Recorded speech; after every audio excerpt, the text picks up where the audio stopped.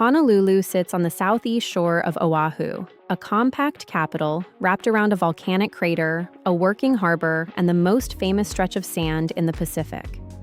This is the capital of Hawaii and the state's only true city, home to roughly 350,000 residents inside the city limits. The wider metropolitan area holds just under 1 million people, which makes it the 56th largest metro in the United States. Roughly 2/3 of Hawaii's population lives on Oahu, so this is the island's commercial and cultural center, not a resort outpost.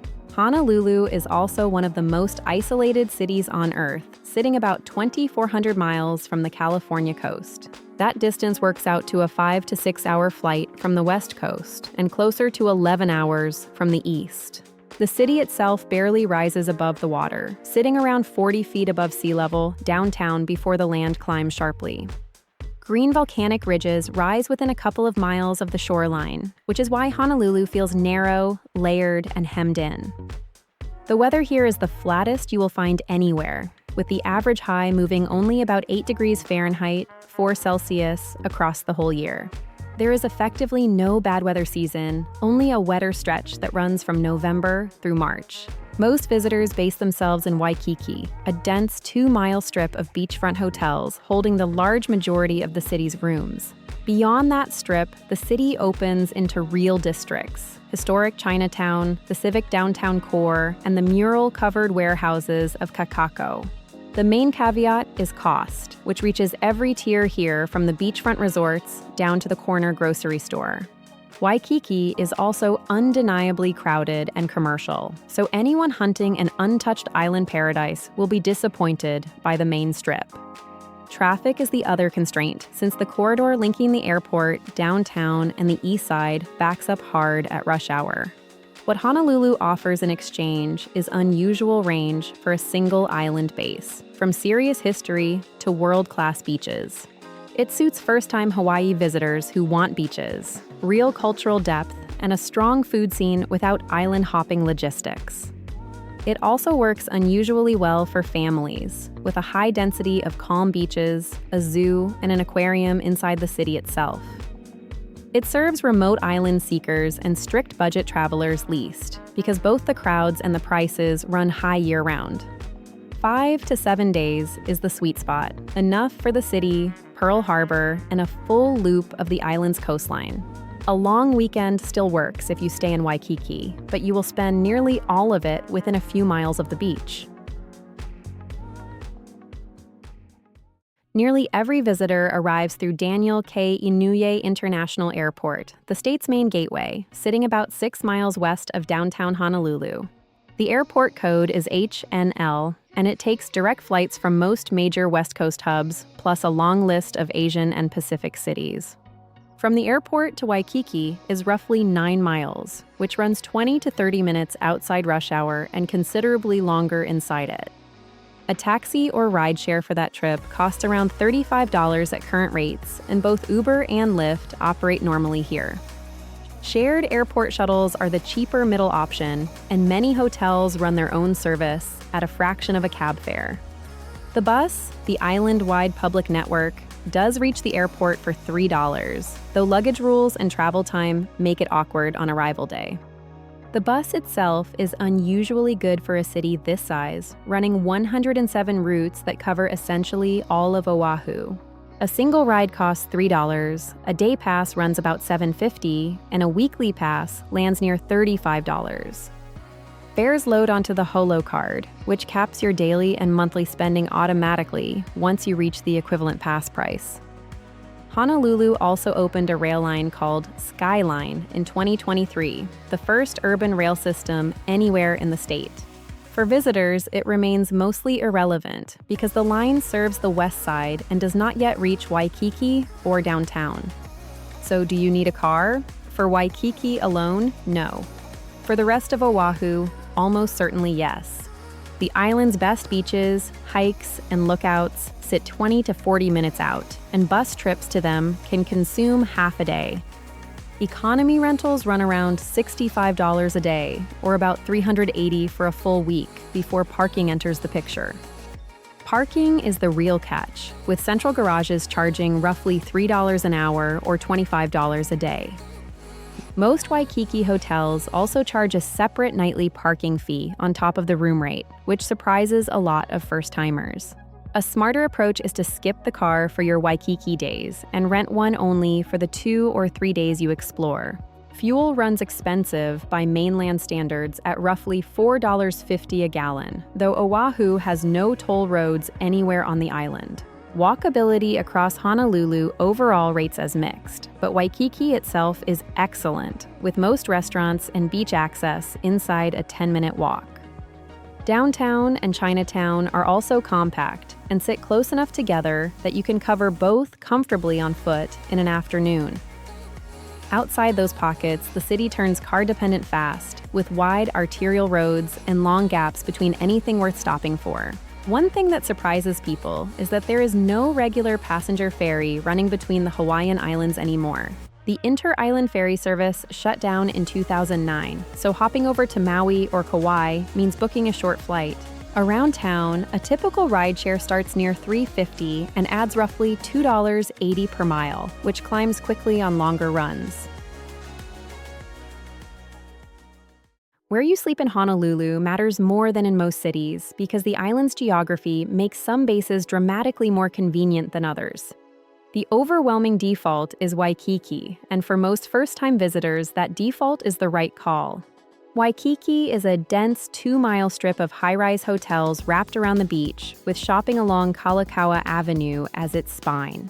Almost everything sits within a 10 to 15-minute walk here, including the sand, dozens of restaurants, and the zoo at the eastern end. Mid-range rooms typically run around $200 a night, with budget properties near $146 and upscale closer to $275. At the very top end, the beachfront landmarks push past $700 a night during the high season. The advantage is obvious. You can land, drop your bags, and be in the water within 20 minutes without ever touching a car. The drawback is that it is crowded and commercial, and the Kalakaua Strip can feel closer to an outdoor mall than an island. The best reviewed beachfront names include Halekulani, which holds a 4.7 rating, alongside the historic Royal Hawaiian and Moana Surfrider. The Hilton Hawaiian Village is the giant of the Strip, a sprawling resort with more than 26,000 reviews and its own lagoon. Ala Moana sits just west of Waikiki and trades a little beach access for lower rates and a noticeably calmer feel. It centers on the largest open-air shopping center in the state and a beach park that locals actually use for swimming laps. You remain a 15-minute walk from Waikiki's edge, but evenings here run much quieter, which some travelers love and others find dull. Kaka'ako is the contemporary choice, a former warehouse district now full of murals, craft breweries, and new towers between downtown and Ala Moana. It has the best coffee and beer in the city and almost no beach, so it suits repeat visitors more than first-timers. Downtown and Chinatown offer the cheapest central rooms and the most history, but the area empties out sharply once offices close. Chinatown in particular gets rougher after dark, which makes it a far better place to eat and drink than to sleep. For quiet and space, Kahala sits east past Diamond Head, an affluent residential pocket with calm beaches and one landmark resort. It is deeply peaceful, but you will need a car there for essentially everything, including getting to dinner. For families, the western end of Waikiki near the lagoon works best, with calmer water, more room, and the resort pools kids want. Couples who value atmosphere over convenience do better at the Diamond Head end, which stays quieter and sits beside Kapiolani Park. Budget travelers should look at vacation rentals, where the median runs about $72 a night, or hostel dorms near $45. Points travelers have unusually strong options here, since most major chains hold beachfront property and several appear in Amex Fine hotels and resorts. One quirk worth knowing is that the well-rated Hale Koa sits on prime beachfront, but is reserved for military members and their families. Honolulu is known first for its beaches and second for its history, and the strongest trips deliberately balance the two. The city works as a base for the entire island, so most of what follows sits within a 40-minute drive. Waikiki Beach is the obvious starting point, a palm-lined crescent below the hotel towers that stays open around the clock. The water there is unusually forgiving, with a gentle shore break that makes it one of the best places anywhere to try surfing. Beginner surf lessons and outrigger canoe rides launch straight off the sand, and both run roughly an hour on the water. Fort DeRussy Beach Park sits at the quieter western end, with shade, grass, and far more room to spread out than the main strip. Ala Moana Regional Park is the local alternative, a 100-acre park with a protected swimming beach and consistently calm water. Kapiolani Park anchors the eastern end near the zoo, offering open lawns, banyan trees, and the least crowded stretch of nearby sand. Diamond Head State Monument is the city's signature hike, a volcanic tuff cone rising directly behind the eastern end of Waikiki. The trail climbs through tunnels and stairways to a summit with panoramic views over the whole shoreline, taking about 90 minutes round trip. Out-of-state visitors must reserve an entry slot online in advance, and the park runs from 6 in the morning until 6 at night. Pearl Harbor is the other essential, and it deserves a half day rather than a rushed couple of hours. The Pearl Harbor National Memorial holds a 4.8 rating across more than 27,000 reviews, which is remarkable for a site this heavily visited. Entry to the memorial itself is free, but tickets for the USS Arizona program must be reserved through recreation.gov. Those tickets carry a $1 service charge, release up to 56 days ahead, and same-day walk-up tickets no longer exist. Everyone needs a ticket, including infants over 1 year old, and parking runs $7 a day, paid separately on site. The site opens at 7 in the morning and closes at 5, and the earliest slots are both cooler and far less crowded. 2 neighboring museums round out the visit: the Pacific Fleet Submarine Museum and the Pearl Harbor Aviation Museum, each rated above 4.6. For Hawaiian history in the city itself, Iolani Palace is the single most significant building on the islands. It is the only royal palace on American soil, home to Hawaii's last monarchs, and it holds a 4.6 rating. Bishop Museum is the deeper cultural stop, covering Hawaiian and wider Pacific Island history alongside a planetarium. Both sit in or near downtown, roughly 15 minutes from Waikiki by car, and each is worth 2 to 3 hours of your time. For hiking, Manoa Falls Trail is the accessible rainforest option, a muddy but short walk to a waterfall in the valley behind the city. It rates 4.7, runs about an hour and a half round trip, and opens from 6 in the morning to 6 at night. Tantalus Lookout at Pu'ualaka State Park delivers the best free panorama of the city, reached by a winding drive above Manoa. On the eastern shore, the Makapu Point Lighthouse Trail is a paved 2-mile climb with ocean views and winter whale watching. It is free, rates 4.8, and the exposed route is far more pleasant early in the morning than at midday. Hanauma Bay Nature Preserve is Oahu's famous snorkeling site, a protected volcanic bay with a shallow reef and remarkably abundant fish. Access is capped to protect the reef, so reservations open online in advance and the preserve closes 2 days a week. The Halona Blowhole Lookout sits a few minutes further along the same coastal road, where surge forces seawater up through a lava tube. The windward side is the natural full-day trip, and Kailua Beach Park is its centerpiece with a 4.8 rating. Kailua and neighboring Lanikai deliver the postcard water most people picture when they imagine Hawaii, and both are free public beaches. The Lanikai Pillbox Trail above them is a short, steep climb to old military bunkers with the best sunrise view on the island. Humaluhia Botanical Garden sits inland under the Kulau Cliffs, 400 acres of tropical planting that is free to enter. It closes on Thursdays and runs 9 to 4, which catches a lot of visitors out, so check the day before you go.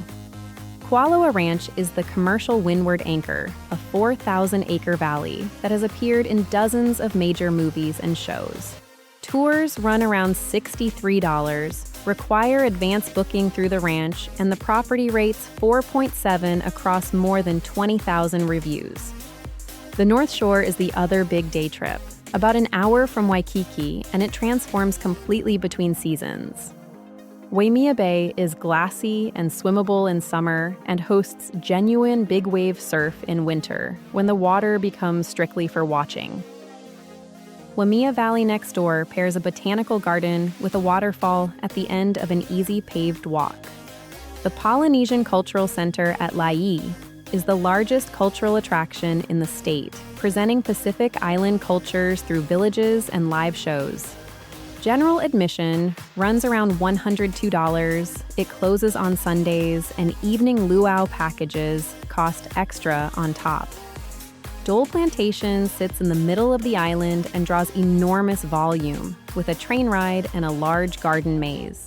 It rates only 4.2 despite more than 38,000 reviews, so treat it as a stop on the way rather than a destination. Families have unusually good options inside the city, which is rare for a beach destination.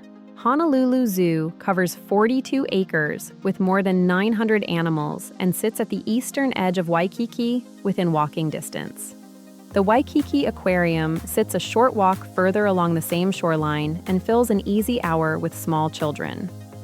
For shopping, Ala Moana Center is the largest open-air mall in the state and sits between Waikiki and downtown. The Aloha Stadium swap meet is the more interesting option, an open-air market with more than 400 stands and a small admission charge. It is also the one place on the island where haggling is actually expected, which is worth knowing before you start. A luau is the classic evening booking, and Paradise Cove at Ko'olina rates 4.5 across more than 7,000 reviews. It sits about 40 minutes west of Waikiki, so plan it as a full evening out rather than a quick dinner. For first-time visitors, a 3-day plan covering the beach, Pearl Harbor, and the Windward Coast captures the island's range without rushing. Day 1 starts on Waikiki Beach around 8 in the morning for a surf lesson, which runs about an hour in the gentle shore break. Spend the rest of the morning on the sand, then take a late lunch at one of the casual plate lunch counters just inland.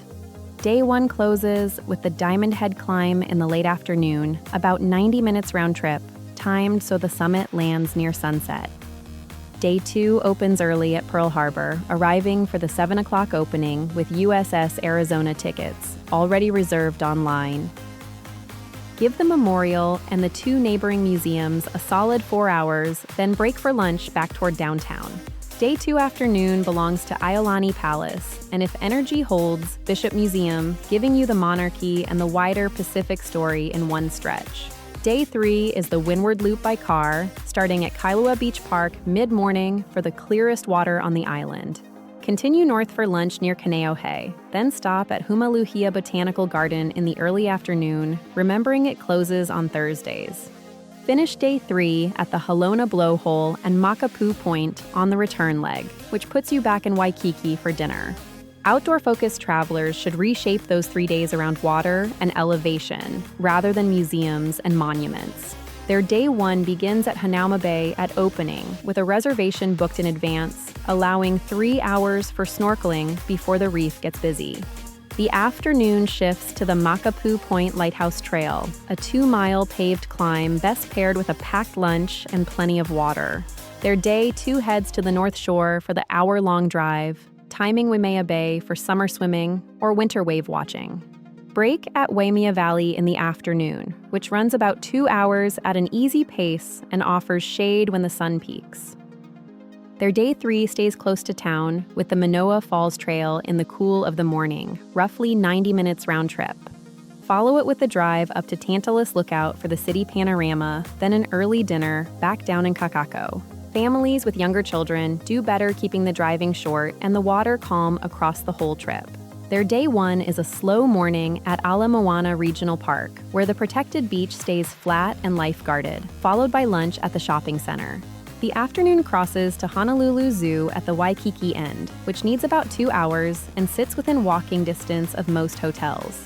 Their Day 2 starts at the aquarium when it opens, then drives 30 minutes east to Sea Life Park for the afternoon. Their Day 3 works well as a Kailua beach day, with the calmest swimming water on the island and easy parking outside peak hours. Honolulu has one of the most distinctive food cultures in the United States, and it is the single most underrated reason to come. What locals call local food is a genuine fusion, built from native Hawaiian cooking, layered with Japanese, Chinese, Korean, Filipino, and Portuguese influence. That mix came out of the plantation era, when workers from across the Pacific shared lunches, and the result exists nowhere else. The practical effect is that you can eat extremely well here for very little money, provided you step away from the beachfront dining rooms. Poke is the dish to understand first. Cubed raw fish seasoned simply and sold by weight, typically around $14 a bowl. The best versions come from counters rather than restaurants, and Ono Seafood in Kapahulu and Maguro Brothers in Chinatown are the reference points. The plate lunch is the other pillar, usually 2 scoops of rice, macaroni salad, and a protein for around $12. Rainbow Drive-In in Kapahulu is the institution, a counter-service spot holding a 4.3 rating across nearly 8,000 reviews. Loco Moco is the breakfast variant, a hamburger patty over rice topped with gravy and a fried egg, running about $13. Malasadas are the Portuguese contribution, hot yeasted donuts without a hole, rolled in sugar, and sold for roughly $1.50 each. Leonard's Bakery on Kapahulu Avenue is the legendary original, and the line moves faster than it looks from the street. Spam musubi deserves its reputation, a block of rice and grilled spam wrapped in nori, sold for about $2 almost everywhere. You will find it at every convenience store, though Musubi Cafe Iyasume makes a noticeably better version for barely more money. Shave ice is the dessert, finely powdered rather than crunchy, and Waiola shave ice in Moilili is the long-standing local favorite around $5. For traditional Hawaiian food specifically, look for kalua pork, lau lau, and poi, which are harder to find than the fusion staples. Helena's Hawaiian Food in Kalihi and Highway Inn in Kakako are the 2 names that come up repeatedly for the real thing. Saimin is the local noodle soup, a plantation-era hybrid of Japanese and Chinese styles, and it runs about $10 a bowl. Garlic shrimp is a North Shore specialty rather than a city one, sold from trucks around Kahuku for roughly $16 a plate. At the sit-down tier, Duke's Waikiki is the beachfront benchmark, holding more than 19,000 reviews and a 4.4 rating. It is unashamedly touristy and still very good, and the oceanfront setting is the point as much as the surf and turf menu. Nico's Pier 38 is the local counterweight, a harborside spot beside the fish auction serving French-influenced Hawaiian seafood at fair prices. Paia Fish Market in Waikiki rates 4.6 and is the most reliable mid-range fish option within walking distance of the hotels. How Tree sits on the sand at Kaimana Beach and is the best-placed brunch in the city under an enormous namesake tree. For coffee, Kona Coffee Purveyors pairs island-grown beans with serious pastry, and Island Vintage Coffee is the reliable breakfast bowl option nearby. On price, a casual meal runs about $15, while dinner for 2 at a mid-range restaurant lands near $80. Fine dining pushes toward $150 for 2, and a beer runs about $8 with coffee around $6. Breakfast near the hotels is the weak spot, since resort dining rooms charge heavily for what the counters do better and cheaper. The fix is simple. Walk 10 minutes inland from Kalakaua Avenue, and the prices drop by roughly half for the same food. Here's how to structure one perfect eating day, and it deliberately starts early because the best places sell out. Begin at Leonard's Bakery around 8 in the morning for hot malasadas, then walk down Kapahulu Avenue toward the water. Take mid-morning coffee at Island Vintage or Kona Coffee Purveyors, then hold off eating properly until the poke counters open around 11. Lunch is poke from Ono Seafood in Kapahulu, eaten in Kapiolani Park a few minutes away rather than in a dining room. Spend the afternoon at the beach, then break the gap with shave ice from Waiola in Moilili in the late afternoon heat. For dinner, go to Chinatown, where noodle houses and dim sum shops serve full meals for a fraction of Waikiki prices. Finish with a drink in one of the Chinatown cocktail bars on Hotel Street, which is where the city's bar scene actually happens. One local trick is worth the whole section. Foodland, the supermarket chain, runs poke counters that rival dedicated shops at lower prices. The Ala Moana branch is the best of them, and it turns a grocery stop into a legitimately good dinner. On reservations, popular Waikiki restaurants generally want 1 to 2 weeks of notice, and the top tier wants 2 to 4. Vegetarians are reasonably served across the city, though strict vegan, halal, and kosher options thin out quickly outside a handful of spots.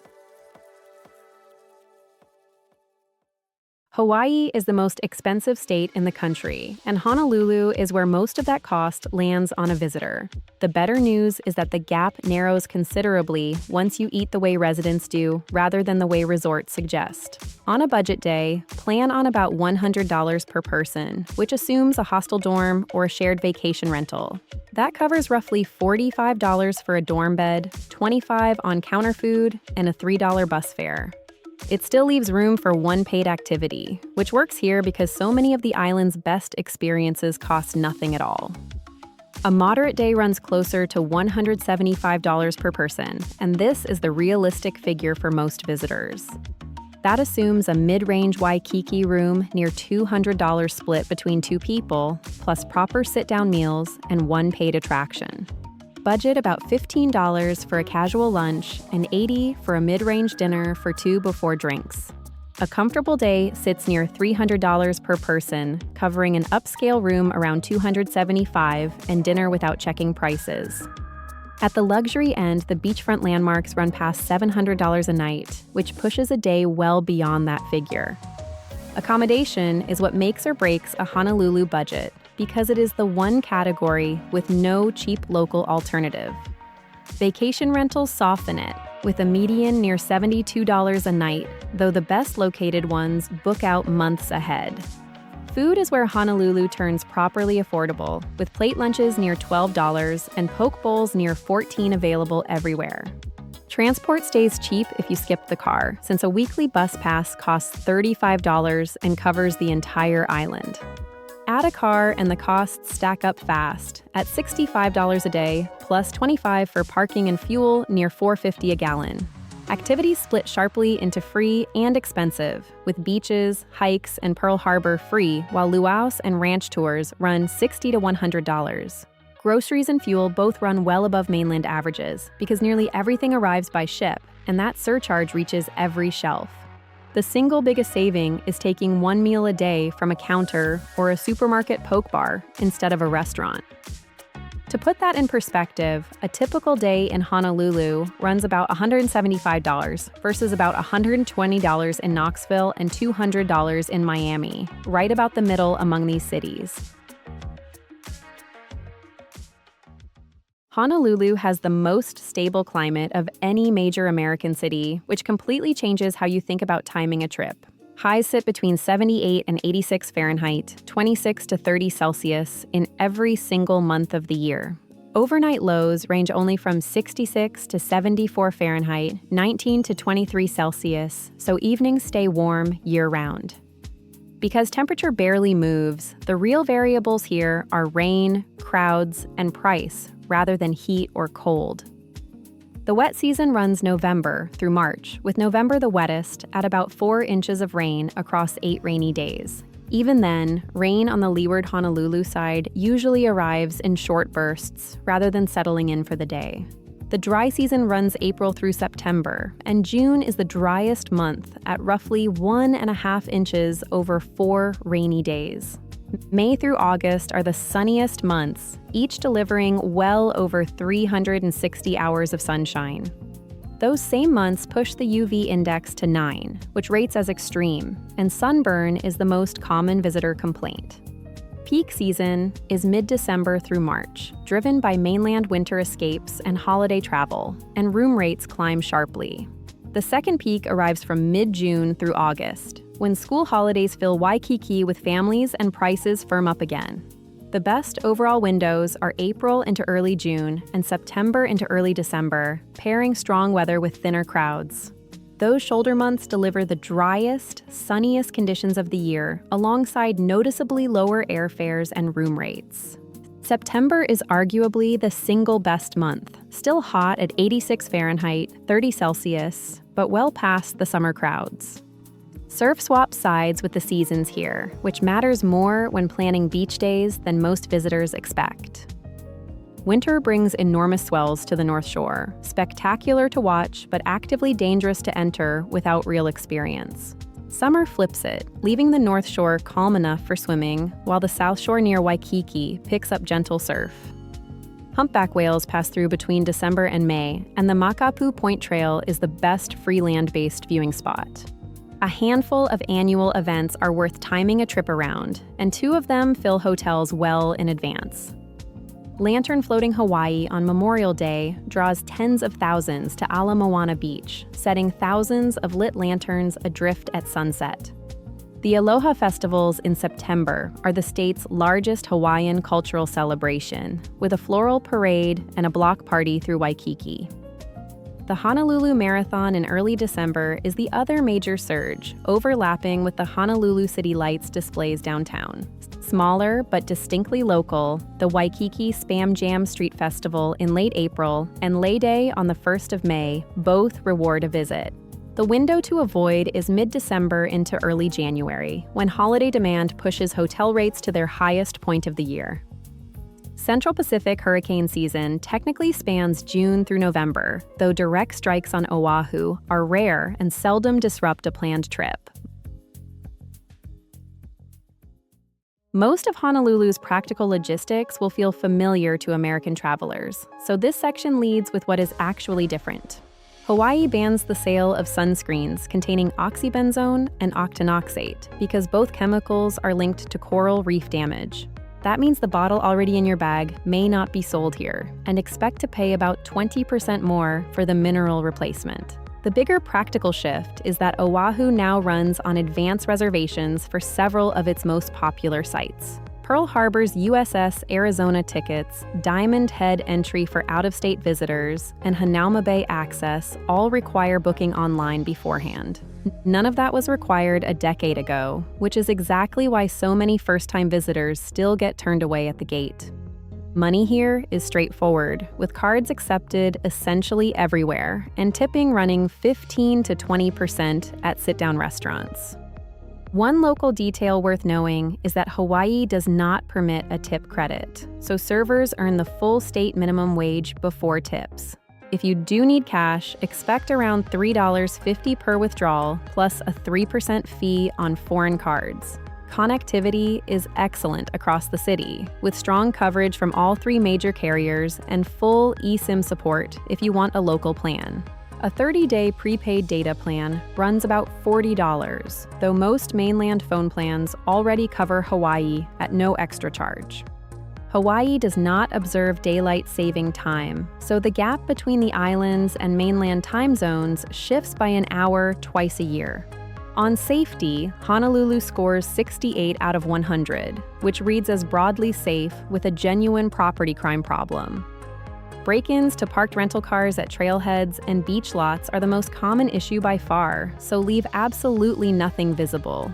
Violent crime against visitors is rare, and solo female travelers generally report feeling comfortable with normal awareness after dark. Chinatown and the Waikiki nightlife strip both warrant more caution late at night than the rest of the city does. The genuine physical risk in Honolulu is the ocean rather than crime, and it catches confident swimmers out every single year. Swim at lifeguarded beaches, respect the posted warning flags, and never turn your back on the water on the North Shore in winter. Packing for Honolulu is simpler than most destinations because you can ignore the entire concept of cold weather. For clothing, bring 2 swimsuits so one is always dry, breathable shirts, shorts, and one smarter outfit for a nicer dinner. Pack a light rain jacket too, since the windward coast and the inland valleys catch sudden showers even when Waikiki stays dry. Footwear matters more here than people expect, and 3 pairs will cover everything you are likely to do. Bring flip-flops for the beach, closed trail shoes for the muddy Manoa Falls climb, and water shoes for rocky reef entries. For gear, bring a dry bag for boat and snorkel days, plus a wide-brimmed hat for the fully exposed coastal trails. A snorkel mask is worth carrying if you are particular about fit, since rental sets are basic, and the cost compounds across a week. A few first-timer mistakes come up repeatedly in Honolulu, and every one of them is avoidable with a little planning. The biggest is arriving without reservations for Pearl Harbor, Diamond Head, or Hanauma Bay, which turns a planned day into a scramble. The second is renting a car for the entire trip, then paying nightly Waikiki parking on days you never leave the beach. The third is underestimating the island's scale, because traffic can stretch a 40-minute drive into 90 at rush hour. As for what to skip, Dole Plantation pulls enormous crowds, but rates only 4.2, so treat it as a roadside stop. Two soft scams recur here: beachfront timeshare pitches dressed up as free activity offers, and budget snorkel tours that add equipment and fuel fees later. Read the full price breakdown before booking any water tour, and assume a free gift on the beach comes with a 90-minute presentation.